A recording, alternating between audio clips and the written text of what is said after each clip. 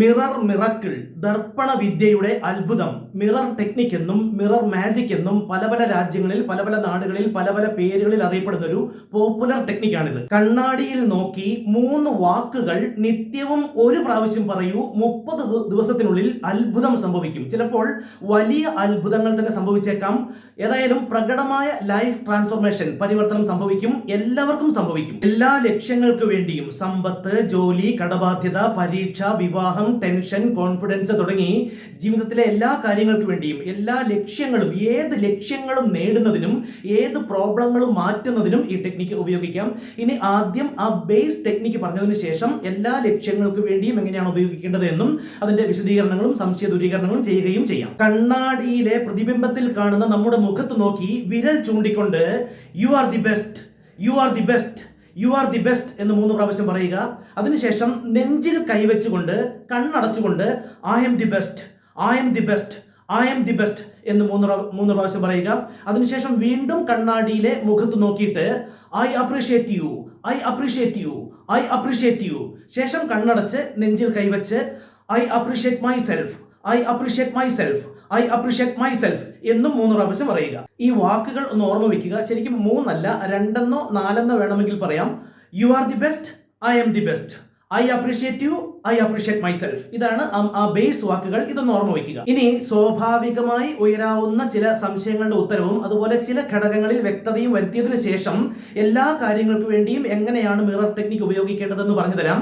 ഏതായാലും ഇപ്പോൾ ഉപയോഗിച്ച ആ ഇംഗ്ലീഷ് വാക്കുകൾ തന്നെ ഉപയോഗിച്ചാൽ മതി. എല്ലാം മലയാളവൽക്കരിക്കാൻ നിൽക്കേണ്ടതില്ല. ഗ്ലാസ്, ബസ്, സ്വിച്ച് തുടങ്ങിയവയൊന്നും നമ്മൾ മലയാളത്തിലല്ലല്ലോ ഉപയോഗിക്കുന്നത്. നമുക്ക് സ്വാഭാവികമായി ഉപയോഗിക്കാൻ കഴിയുന്ന ആ ഇംഗ്ലീഷ് വാക്കുകൾ തന്നെ ഉപയോഗിച്ചാൽ മതി. നിങ്ങൾക്ക് വേണമെങ്കിൽ മലയാളത്തിലേക്ക് അത് മാറ്റുകയും ചെയ്യാം. ഏതായാലും ആ പറയുന്ന വാക്കിന്റെ അർത്ഥം നമ്മളൊന്ന് മനസ്സിലാക്കി ഉൾക്കൊണ്ടാൽ മതി. മുഖം കാണാൻ പാകത്തിനുള്ള ചെറിയൊരു കണ്ണാടി ആയാലും മതി, വലിയ കണ്ണാടി ആയാലും നല്ലത് തന്നെ. എന്തെങ്കിലും കാരണവശാൽ സ്വകാര്യത, പ്രൈവസി ബുദ്ധിമുട്ടുള്ളവർക്ക് ബാത്റൂമിൽ നിന്ന് പോലും ചെയ്യാം. 1 മിനിറ്റല്ലേ ആവശ്യമുള്ളൂ. അതുപോലെ സ്വന്തം കാതിന് കേൾക്കാൻ പാകത്തിലുള്ള ശബ്ദത്തിൽ ഉറച്ച വാക്കുകൾ, ഉറച്ച ശബ്ദത്തിലാണ് പറയേണ്ടുന്നത്. ഇനി എന്തെങ്കിലും കാരണവശാൽ സംസാരവും പ്രൈവസി ബുദ്ധിമുട്ടുണ്ട്, അല്ലെങ്കിൽ ആളുകളോ സുഹൃത്തുക്കളോ ഹോസ്റ്റൽ റൂം അങ്ങനെയൊക്കെ ആണെങ്കിൽ, അങ്ങനെ എന്തെങ്കിലും ബുദ്ധിമുട്ടുള്ളവരുണ്ടെങ്കിൽ ശബ്ദം പുറത്തു വരാതെ ചുണ്ടുകൾ മാത്രം അനക്കി ശബ്ദം പുറത്തു വരാതെ ഈ രീതിയിൽ പറഞ്ഞാൽ മതി.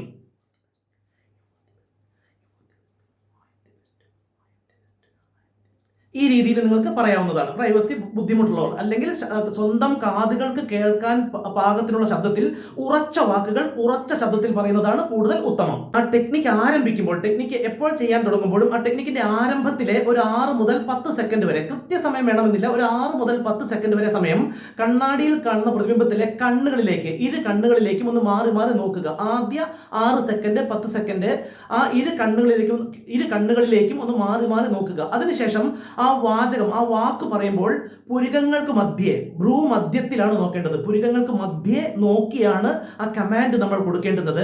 സ്പെക്സ്, കണ്ണട വെച്ചിട്ടുള്ളവർ ആ കണ്ണട വെച്ച് തന്നെ ചെയ്യാവുന്നതാണ്. ദിവസത്തിൽ 1 പ്രാവശ്യം ചെയ്താൽ മതി. രാവിലെ ചെയ്യുന്നതാണ് കൂടുതൽ ഉത്തമം. എന്തെങ്കിലും സാഹചര്യക്കുറവ് കൊണ്ട് രാവിലെ ചെയ്യാൻ കഴിയാത്തവരുണ്ടെങ്കിൽ ഏതെങ്കിലും സമയത്ത് ചെയ്താൽ മതി.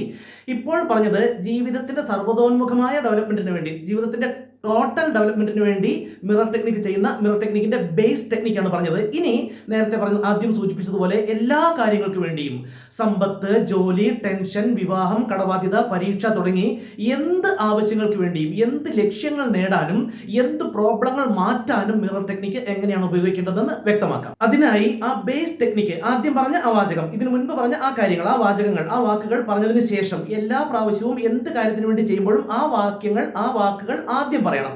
അത് പറഞ്ഞതിന് ശേഷം പിന്നെ നിങ്ങളുടെ പ്രത്യേക ആവശ്യം എന്തു തന്നെയായാലും ആ ആവശ്യങ്ങൾ ഓരോന്നും 3 പ്രാവശ്യം പ്രതിബിംബത്തിൽ നോക്കിയും 3 പ്രാവശ്യം കണ്ണടച്ചും പറയുക. ഉദാഹരണം, you are confident, you are confident, you are confident, I M confident, I M confident, I M confident. നോക്കൂ, നിങ്ങൾക്ക് ഉൾക്കൊള്ളാൻ കഴിയുന്ന ഭാഷയിൽ ഇംഗ്ലീഷിലോ മലയാളത്തിലോ പറയാമെന്ന് ഒരിക്കൽ കൂടി ഓർമ്മിപ്പിക്കുന്നു. ഇനി അടുത്ത മറ്റൊന്ന്, ആഗ്രഹിക്കുന്നത്രയും സമ്പത്ത് നേടാൻ നിനക്ക് കഴിയും, ആഗ്രഹിക്കുന്നത്രയും സമ്പത്ത് നേടാൻ നിനക്ക് കഴിയും, ആഗ്രഹിക്കുന്നത്രയും സമ്പത്ത് നേടാൻ നിനക്ക് കഴിയും, ആഗ്രഹിക്കുന്നത്രയും സമ്പത്ത് നേടാൻ എനിക്ക് കഴിയും, ആഗ്രഹിക്കുന്നത്രയും സമ്പത്ത് നേടാൻ എനിക്ക് കഴിയും, ആഗ്രഹിക്കുന്നത്രയും സമ്പത്ത് നേടാൻ എനിക്ക് കഴിയും. ഇനി വേറൊരു ഉദാഹരണം, കൊടുക്കാനുള്ള പണമെല്ലാം കൊടുത്തു തീർക്കാൻ നിനക്ക് കഴിയും. കൊടുക്കാനുള്ള പണമെല്ലാം കൊടുത്തു തീർക്കാൻ നിനക്ക് കഴിയും.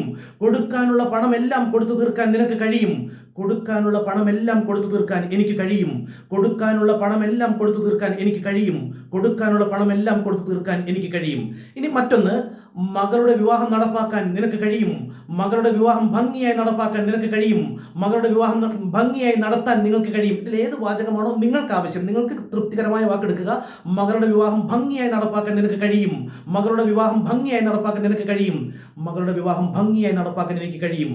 മകളുടെ വിവാഹം ഭംഗിയായി നടത്താൻ എനിക്ക് കഴിയും.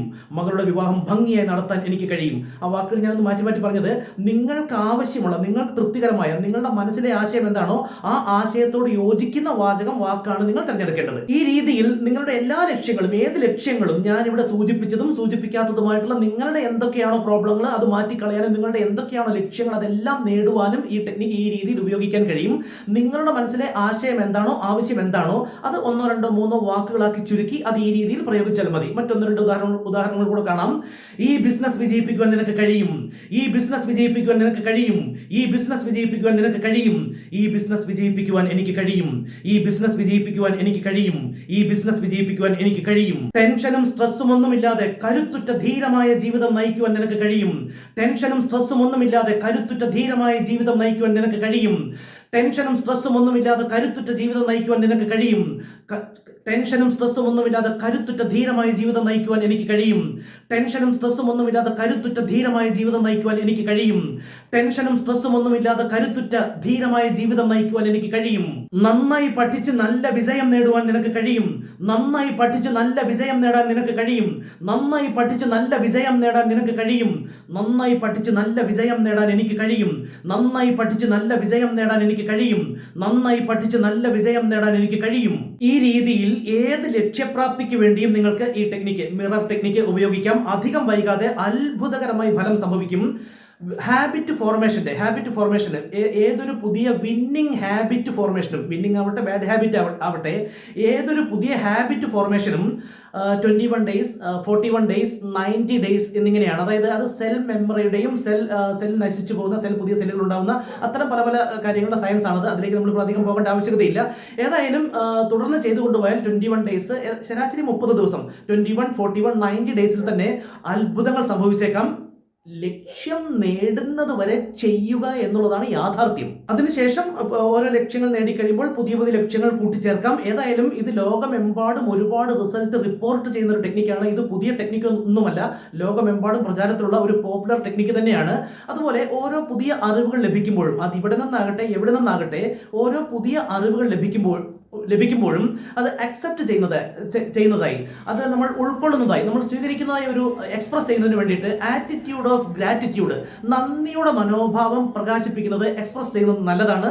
അതിനെ നിങ്ങൾക്ക് ഈ വീഡിയോയുടെയും താഴെ ജസ്റ്റ് താങ്ക് യു എന്നൊന്ന് ടൈപ്പ് ചെയ്യുന്നത് നിങ്ങളത് അക്സെപ്റ്റ് ചെയ്തതായി, അതൊരു പവർഫുൾ ടെക്നിക്ക് കൂടിയാണ്. Attitude of gratitude, thank you technique എന്നൊരു ടെക്നിക്ക് തന്നെയുണ്ട്. അത് നമുക്ക് പിന്നീട് ഒരിക്കൽ വീഡിയോ ചെയ്യാം.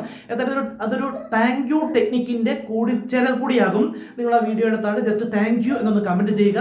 ഏതായാലും വീഡിയോ ഇഷ്ടമായെങ്കിൽ വീഡിയോ ലൈക്ക് ചെയ്യാനും ചാനൽ സബ്സ്ക്രൈബ് ചെയ്യാനും നിങ്ങളുടെ വിലയേറിയ അഭിപ്രായങ്ങൾ രേഖപ്പെടുത്താനും ഓർക്കണമെന്ന് ഓർമ്മിപ്പിക്കുന്നു. Thank you.